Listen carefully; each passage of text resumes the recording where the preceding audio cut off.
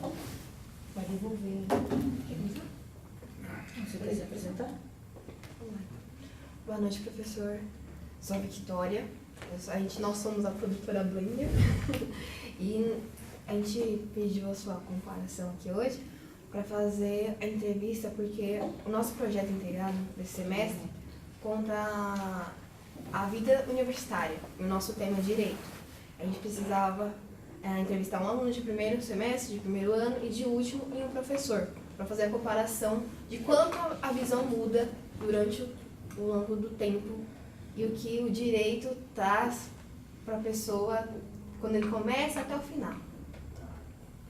E eu queria só que você começasse assim, se apresentando, seu nome, sua idade. Meu nome, minha idade. Primeiro eu quero agradecer vocês de jornalismo, é o segundo contato que eu tenho com vocês, o meu primeiro contato foi muito bom, eu agradeço vocês terem lembrado de mim para a gente falar sobre um tema que eu gosto muito. Meu nome é Antônio José Vieira Júnior, mas eu tenho um apelido de adolescente, de criança praticamente, 10, 11 anos, que é Tunico. Esse apelido me acompanha até hoje, até no meu registro de professor da Metodista, que eu estou há quase 10 anos, está lá, Tunico Vieira. Então eu sou advogado, me formei em 1990, né, atendendo a pedidos seus, eu tenho 47 anos, fiz aniversário agora dia 17 de abril. Parabéns, atrasado. E me formei, como eu digo, em 1990, muito novo. Eu entrei na faculdade com 17 anos, aqui na Faculdade de Direito de São Bernardo, e me formei aos 21. Né? Me formei aos 21 numa época onde o direito era um período de redemocratização do país, né? As eleições diretas tinham acabado de retornar na pauta da política brasileira, então foi um período muito rico para mim de aprendizado, tanto é que acabei utilizando muito dos meus ensinamentos na faculdade e na área pública, depois que foi a área que eu acabei me especializando. Não sei se você quer que eu fale mais ou você vai me perguntando e a gente vai falando. Queria saber como você auto se descreve. Como eu me descrevo?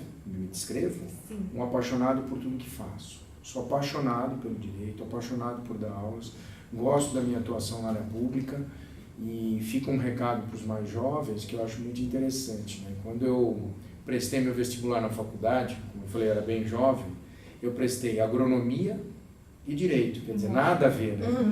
É prova de que com 17 anos, essa pressão de que a gente tem que acertar a primeira profissão, a primeira faculdade, né? A primeira namorada, o primeiro emprego, isso não é verdade.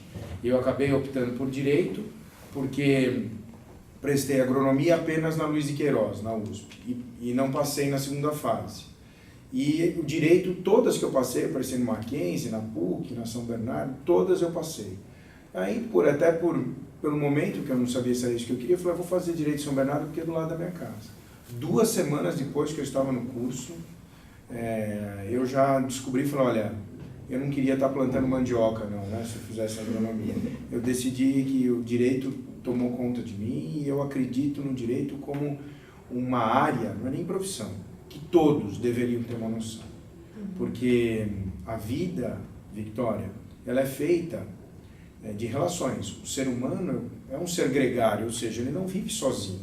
E a partir do momento que você vive com outras pessoas, o conflito, a divergência de opiniões, ela existe. E o direito não é uma ciência exata, mas é aquela que, de alguma maneira, tenta distribuir o bem mais precioso do ser humano, que é a justiça. Então, todos nós, no nosso íntimo, no nosso âmago, nós temos a intenção de ser justo. Quem nunca, com seus irmãos, numa discussão em família, falou, pô, mãe, isso não é justo. Quer dizer, a gente sempre traz essa palavra justiça sem se dar conta do quanto é importante e o que isso tem de significado na vida de todos nós. E o direito tenta distribuir justiça. Então, eu, sem menosprezar nenhuma outra área do conhecimento, eu digo que o direito ele preza pelo bem mais precioso do ser humano, que é a liberdade e a justiça. Então, eu me considero uma pessoa realizada por ter, não escolhido, mas pelo destino ter me colocado nesse caminho do direito. E o que te influenciou para ser uma das suas opções? Então, na verdade, eu não tinha essa influência. Apesar da minha família, eu não ser o primeiro advogado, eu não tive nenhuma influência dentro de casa para essa profissão. Como eu te disse, a gente tinha um sítio quando eu era pequeno, criança, e eu gostava de agronomia porque eu ia passar as férias no sítio. O direito foi muito mais uma visão que eu tinha de gostar de pessoas e de sempre ser um menino muito questionador. Minha mãe se separou muito cedo do meu pai, eu tinha essa noção de justiça dentro de mim, não sei o quê. Eu prestei por entender, falar, tinha que ter uma segunda opção. E a segunda opção para mim, naquele momento, pelo que eu enxergava, era o direito. Então, eu não acho que eu foi uma escolha pensada. Pelo menos, eu diria racionalmente. Pode ser que subliminarmente estivesse na minha mente, né? Mas eu descobri no direito a coisa da justiça. Eu acho que são coisas... Eu costumo usar uma frase para os meus alunos que é o seguinte: nem tudo que é legal é justo, mas tudo que é justo deveria ser legal. Legal é o que está na lei, mas nem sempre a lei é justa. Por exemplo, era legal você chicotear pessoas, maltratar, porque a cor da pele dela era diferente da sua. Era legal por quê? Porque estava na lei. Mas era justo? Não. Então a justiça é uma busca incessante para você atribuir a cada um que lhe compete. E o ser humano nem sempre é justo. Ele é egoísta, ele é invejoso, ele é mentiroso. Mas ele também é verdadeiro, é altruísta, é bondoso. Esses sentimentos mais nobres e menos nobres estão dentro do ser humano. E o direito busca, numa vida social, represar esses sentimentos egoístas e tentar distribuir só aqueles que são possíveis de conviver em sociedade. Então eu acho o direito genial, assim, genial, muito legal. E é muito fácil. Às vezes alguns professores falam, nossa, é difícil o direito. Não é, porque você convive com isso na sua casa. Você convive com conflito, você tem acordos e regras com os seus colegas de turma. Para fazer esse trabalho, vocês fizeram leis. É que vocês puseram outro nome. Vocês tiveram um horário que todo mundo tinha que chegar, porque senão ia prejudicar o outro. Vocês tiveram um regulamento, um schedule, uma programação. Tudo isso o que é? É um ordenamento. É uma ordem que no nosso mundo é um ordenamento jurídico. Mas na verdade o que são? São combinados para que a gente consiga conviver socialmente. Então, eu acho que é muito fácil o direito. Além de apaixonante, ele é muito fácil de entender. Muito fácil de entender. E, professor, como você se vê na sociedade? Um membro da sociedade que teve a oportunidade de pegar algumas coisas que eu não ajudei a produzir e que tem a responsabilidade de deixar melhor do que pegou. Simples assim. Como eu disse, eu vim de uma família... um pouco, para minha época, um pouco diferente, que meus pais se separaram, eu tinha 4 anos de idade, e minha mãe começou a trabalhar, que naquela época era muito difícil, mulher trabalhando e tentando sustentar a família. Meu pai nunca deu pensão pra gente, nada. E eu fui estudar, por exemplo, numa escola pública, que eu não ajudei a assentar um tijolo. Quer dizer, alguém fez aquilo para mim sem me conhecer. Não foi nem meu pai. Foi alguém que eu não conhecia. Me deu a oportunidade de ter uma profissão. Quer dizer, seria muito mesquinho da minha parte eu não deixar para alguém, eu não tenho filhos, mas assim, seria muito mesquinho da minha parte eu não fazer para alguém o que alguém fez para mim sem me conhecer. Então, como eu me vejo na sociedade? Um ator que pode assistir as coisas acontecerem ou pode o quê? Ajudar a construir algo melhor. Seja o que for. Então, eu me considero uma pessoa que tem obrigações de fazer para quem eu não conheço, porque para quem a gente conhece é fácil, né? Para quem eu não conheço, o que fizeram para mim enquanto Estado. E eu acho que o direito me proporciona isso. E que disciplina você dá aula? Aqui na Universidade de Direito Administrativo hoje. A minha cadeira inicial foi Ciência Política e Teoria Geral do Estado. Então, essas duas matérias eu gosto muito. Já dei outras matérias, mas eu sou titular da cadeira de Direito Administrativo da Faculdade de Direito da Universidade Metodista. E agora sobre hobby, você tem algum hobby? Eu sempre gostei muito de fazer esporte. E esse meu hobby até hoje eu mantenho como uma disciplina muito interessante. Eu costumo dizer que eu contei muito azulejo, Victória, na vida, porque meu esporte inicial sempre foi a natação e era competitivo. Eu mantenho hoje pelo menos uma vez por semana e gosto de correr, desenvolvi essa habilidade porque é mais prático, né? A vida da gente é muito corrida e assim, você põe um tênis em qualquer lugar, você pode aí fazer um pouquinho de exercício. Tem outros também que vocês já sabem, pelo menos, né? Nós vamos tocar juntos na festa aí dos alunos, dia 19, né? Sim. Vamos lá, minha habilidade de DJ lá, vamos ver se vocês gostam da minha habilidade. E da sua vida no passado, até hoje, o que mudou? Assim, tipo, que marcou mesmo sua vida, uma mudança que marcou mesmo. Você pode falar assim, putz, marcou minha vida. Letícia, eu não sou saudosista. O que é ser saudosista? Você ter saudade do que passou e não volta, né? Eu tenho boas lembranças de tudo que eu fiz e assim, pode ser um pouco metafórico, mas eu acredito nisso. Eu falo que a vida ela é feita de momentos, não de tempo. Tem gente que vive 80, 90 anos, não conhece ninguém diferente, não tem nenhuma experiência diferente e acaba tendo uma vida monótona, né? Eu gosto de gente, eu gosto de pessoas diferentes de mim e eu busco experiências diferentes. Então, não é mesmo demagogia. Por exemplo, para mim, isso aqui é um momento também inesquecível. É um curso que eu não dei aula, que eu tive contato com vocês apenas uma única vez, e quando você me ligou, eu senti que vocês estavam com vontade de ter uma entrevista com alguém com uma experiência como a minha. Isso me marca, né? Então, eu falo que é difícil eu ressaltar um momento. Eu tenho na minha memória muitos momentos, mas eu tenho certeza que terão outros, tão bons quanto. Então, eu não tenho assim, um momento muito especial, né? Em áreas específicas eu tenho, né? Mas aqui na universidade, por exemplo, um momento que eu teria aqui especial, eu sou apaixonado pela Universidade Metodista, né? Então, todo dia que eu venho aqui posso dar uma aula, para mim é um prazer, né? Então, hoje é uma aula diferente, vai? Eu estou falando para um curso que eu não conheço, né? Que eu não sei como vocês vão receber essa minha visão da sociedade e que eu estou curioso para saber no dia do trabalho o que as pessoas vão pensar disso. E como você descreveria um dia comum seu? Um dia comum? Isso. Um dia comum é um dia que eu acordo. Eu não gosto de acordar cedo, mas eu sou mais disciplinado do que preguiçoso. Então eu acordo.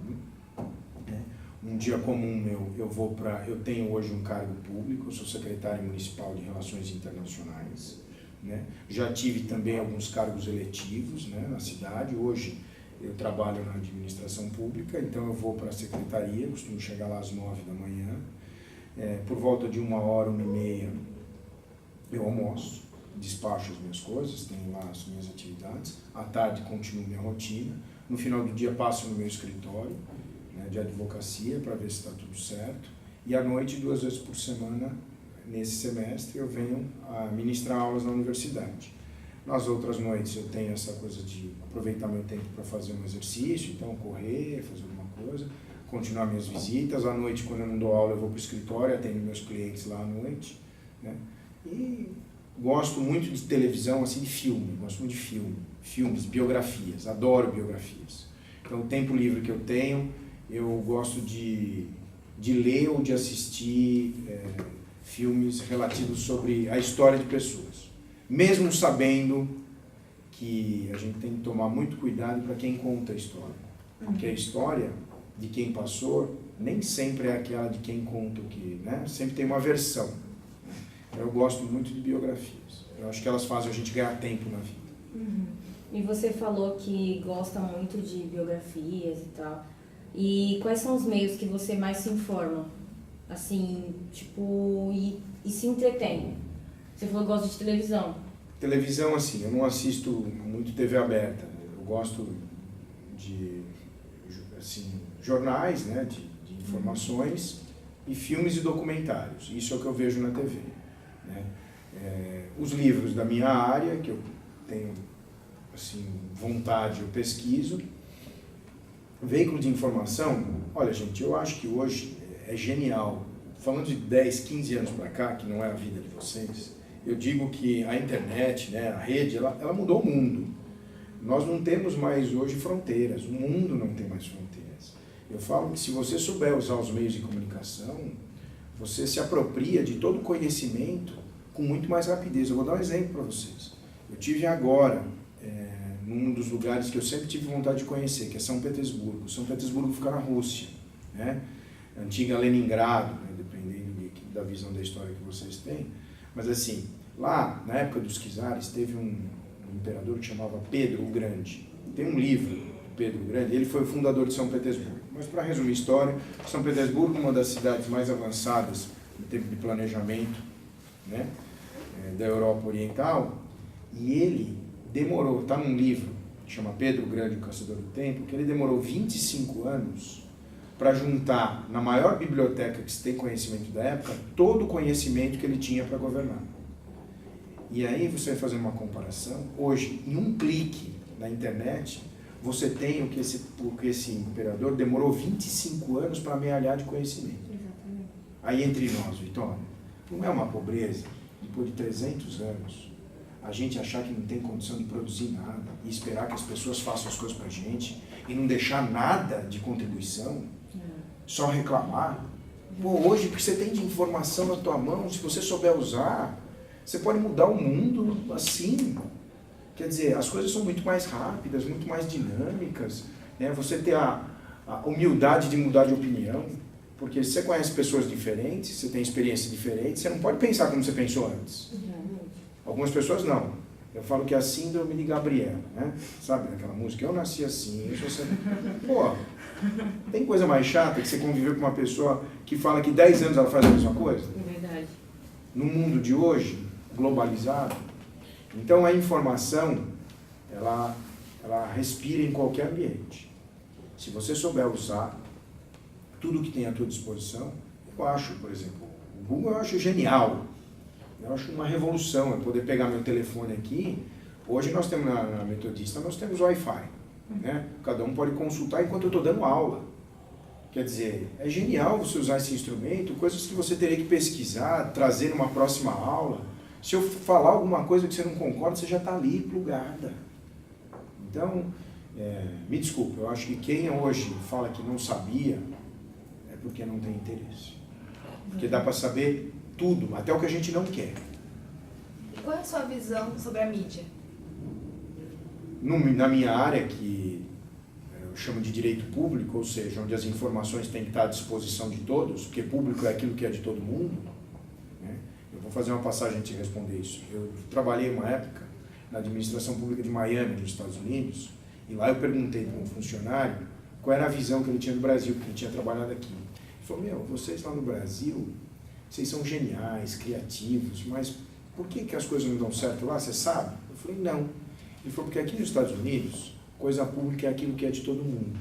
E lá no Brasil, vocês acham que coisa pública é aquilo que não é de ninguém. Tudo que não é de ninguém, você não cuida, Victória. Quando você acha que é seu,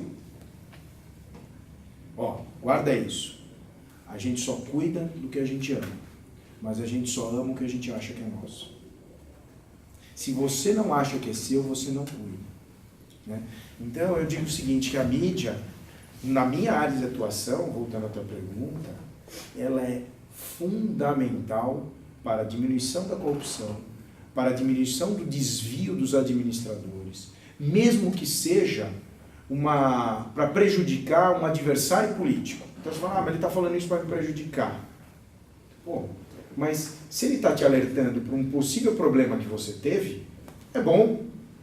Nem que seja para te prejudicar. Se eu fiz certo, qual é o problema você vasculhar? Então eu digo que a mídia, a imprensa, a divulgação, na área pública, ela é fundamental para o bom andamento do administrador. Né? Faço um parênteses, é uma opinião pessoal minha. Diferente, por exemplo, da sua vida privada. Sua vida privada é um problema seu que não interfere os outros. Né? Então, como você age dentro da sua casa, lógico, dentro dos padrões sociais, né? Não estou falando em cometer crime, mas muitas vezes de convenções, os seus horários, como você se relaciona com a sua família, com seus filhos, com a sua esposa, companheiro, isso é um problema que não diz respeito à mídia, não diz respeito à imprensa, porque é o seu procedimento de vida, pessoal. Agora, para o direito público, que é a minha área de atuação, eu diria que é um quarto poder e um quarto poder necessário para que a gente erre menos. E professor, você na condição de advogado, como você mesmo já falou e etc., como você vê a corrupção hoje? A gente teve vários protestos na Avenida Paulista, ultimamente, em relação ao governo da Dilma, e o pessoal falando de corrupção. Como você vê isso? Então, eu acho, a corrupção, ela não é inerente ao cargo, ela é inerente à pessoa. Né? O ser humano tem essa coisa do egoísmo, da corrupção, da inveja, da ira, da cobiça. Quando isso é dentro de um ambiente privado, o tratamento é outro. Agora, quando é no ambiente público, eu acho realmente que é imperdoável. E quando eu digo imperdoável, assim, existe uma pena certa para cada tipo de crime, né? Você pagando a sua pena, tudo bem. Mas, para ser muito mais claro, eu acho que a corrupção é um problema que só será atacado não se você atacar as pessoas, ou se você julgar as pessoas, porque a corrupção ela vai voltar na figura de uma outra pessoa se você não tiver o controle. Então, por exemplo, a mídia é fundamental para, vamos imaginar, se você amanhã vai assumir um cargo público e você sabe que o controle é efetivo, que a lei funciona e que todos vão saber o que você está praticando, a chance de você praticar um ato de corrupção ou qualquer outro desvio é menor. Concorda? Concordo. Eu não preciso tratar, na lei, eu não preciso tratar o caráter do ser humano. Eu preciso tratar os mecanismos de controle. O caráter do ser humano a gente tem que tratar. Cada profissão tem seu código de ética, cada profissão tem os seus valores. Aliás, cada família tem que passar os seus valores para cada um dos seus filhos, do que fazer, do que desejar. Meu avô, ele estudou na época dele até a 4ª série. Eu falo com ele com uma admiração muito grande. Ele não estudou o que eu estudei, mas depois de muito tempo, né, não que eu pregue o não estudo, muito pelo contrário, mas fazendo uma comparação muito simples. Ele chegava para mim quando eu era novo, né, um molequinho, e falou: filho, quando você quiser saber se você está certo, inverta os papéis. Se coloque no lugar de outra pessoa e pergunte: será que eu gostaria de ser tratado assim? Meu, isso é genial. Só que isso você não aprende na escola. Você aprende na vida, né? Você aprende na vida. Sabe o que ele fazia, Vitória? Ele pegava, tinha eu e minha irmã, então a gente ia comer um lanche, a gente adorava comer bauru. Aí ele chegava e falava assim: hoje eu fiz o bauru. Meu avô, né? Quem vai cortar? Como assim? Porque quem corta não escolhe a metade, ele falava. Então ele dava a faca. Se a Vitória cortou, a Letícia escolhe qual a metade ela vai pegar. Demonstra o que isso? Que você não pode dar o poder todo para uma pessoa só. Que a pessoa que corta, ela vai querer pegar a maior parte para ela. Então isso é um controle, mas é um controle de um matuto que não teve o conhecimento teórico, mas teve o conhecimento empírico da vida. Né? E é isso que a gente tem que fazer, é a sintonia da experiência com o conhecimento. Ele não tinha o diploma, mas ele tinha a sabedoria. Então ele aprendeu, você vê, uma atitude que todo mundo faz. Quem que não come? Então ele fala: quem vai cortar? Aí você já pensava 2 vezes, né? Ai, meu Deus, deixa eu cortar certinho, porque eu quero justiça. Exato. Isso é genial. Isso é genial. E você acha que você ainda tem esperança de que um dia o Brasil mude e essa história de corrupção diminua ou acabe? Mude, que o Brasil mude. Esteja no padrão que realmente ele tem o poder para estar. As coisas boas na vida, você não ganha, você conquista. Tá? Eu tive um aluno aqui, Watson Ayla Gomes, ele veio da Guiné-Bissau, um bolsista, hoje ele está fazendo mestrado em Nova York, é uma das minhas inspirações, eu tenho contato com ele semanalmente. Para te dar um exemplo, quando o Watson veio para cá, saindo da Guiné para o Brasil, se um dia vocês puderem entrevistá-lo, depois, como eu digo, o mundo não tem mais fronteira, vocês vão ver que ele achava isso aqui a Suécia. Por quê? Porque a referência que ele tinha de democracia era outra. Hoje, se você for perguntar para o Watson, ele está nos Estados Unidos, o que ele acha do Brasil? Ele já não vai achar a mesma coisa que ele achava antes. O que eu quero dizer? Tudo que você não usa, Letícia, atrofia. Você tem que praticar. Tudo é prática. Então, uma democracia, ela vem sempre se aperfeiçoando. Dos países que eu conheço, que não são poucos, eu já tive mais de 60 países, uns morando, outros estudando, porque eu pesquiso, eu gosto, essa é a minha, vou falar um hobby, né? Então, de todos, eu falo que é onde me traz mais conhecimento. De tudo que eu vi até hoje, na Escandinávia, na Suécia, na Noruega, são os países mais democráticos que eu conheço. E eu digo para você, nós estamos uns 80 anos, 100 anos atrasados. Mas se eu for ver numa Guiné, eles também estão 80, 100 anos atrasados da gente. Então, eu acho que nós estamos num processo de melhora. E eu vou fazer a minha parte. Vocês têm que fazer a de vocês. Só que eu não posso cobrar o que eu não ensinei. O que eu acho que falta hoje, mesmo no ambiente acadêmico. Na minha geração, na minha mãe, você não falava sobre sexo dentro de casa, você ia aprender na rua, você aprendia errado. A minha geração, você não falava de droga dentro de casa, ou nos lugares corretos, né, na escola, você ia aprender na rua, você aprendia errado. O último tabu é política, gente.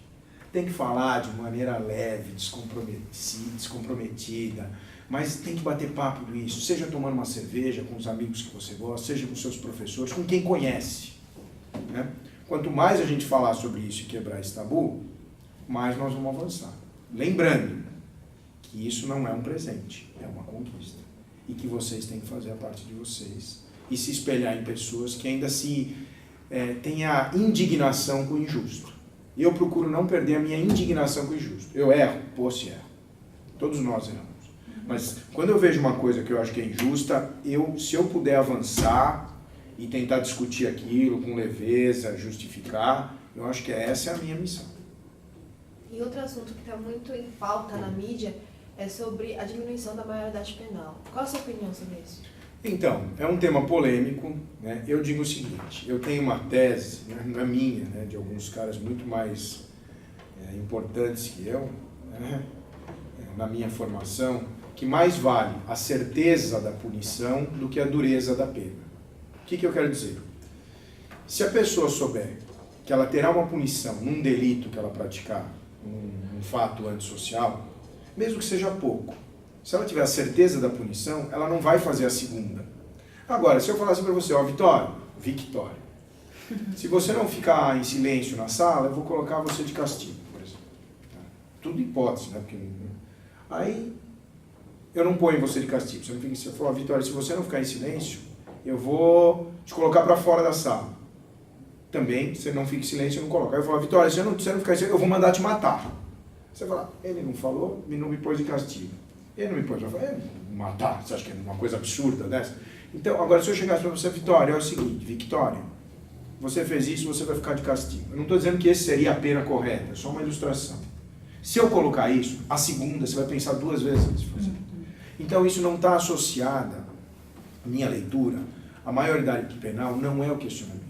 O questionamento é o seguinte, é a certeza da punição e a possibilidade de recuperação do sistema. Por quê? A pena já existe para o menor infrator. Não é que ele não existe.